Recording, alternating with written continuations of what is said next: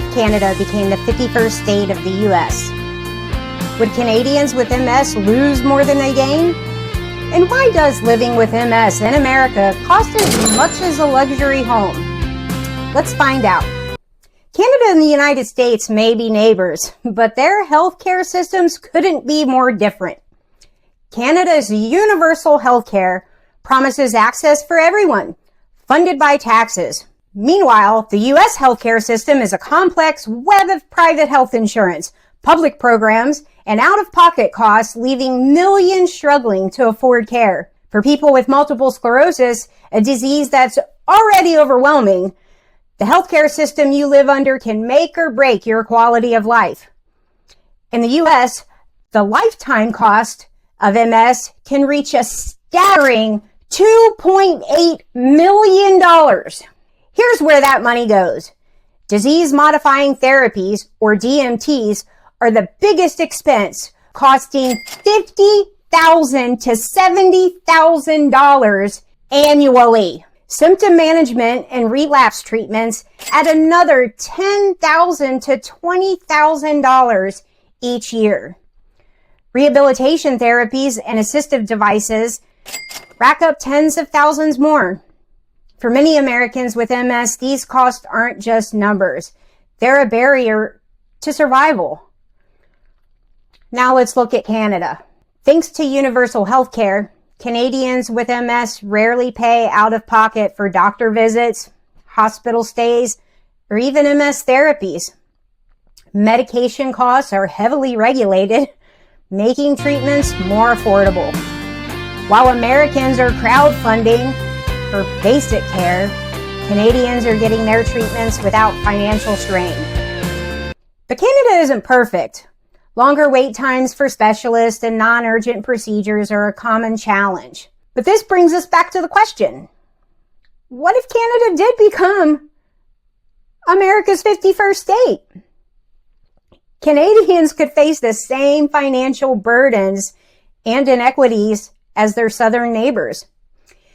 It's no wonder that Trump's recent comments have sparked outrage.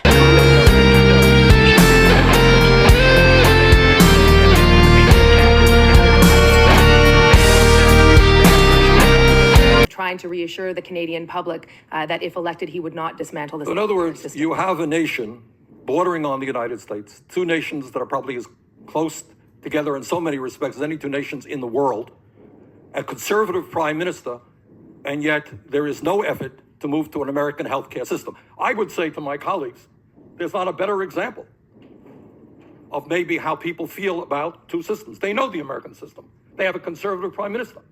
They can move in our direction, but for whatever reason, and I think sensible reasons, they understand that a system that guarantees health care to all of their people in a cost-effective way is the way that they want to stay.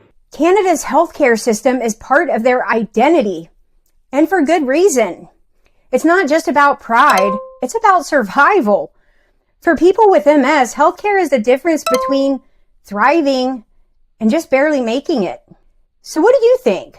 Should America learn from Canada's healthcare model? Or is universal care not the answer? It's pretty telling when you take into consideration the fact that 2/3 of all bankruptcies in the United States are because of medical care and medical bills. So share your thoughts below. I'd love to hear from Canadians and Americans alike, because no one, whether in Canada or the US, or anywhere else, should have to fight for the care they deserve.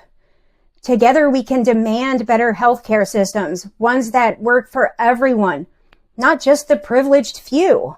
If this resonates with you or someone you know struggles with a chronic illness, MS or not, please like and share this video and consider subscribing to the channel, because I am going to continue to address these types of issues. I don't see things changing in the near future. So given the circumstances, I'm also going to be posting videos of how we can work around this. If we can't change it right now, we adapt. So I'll be posting some resources for you.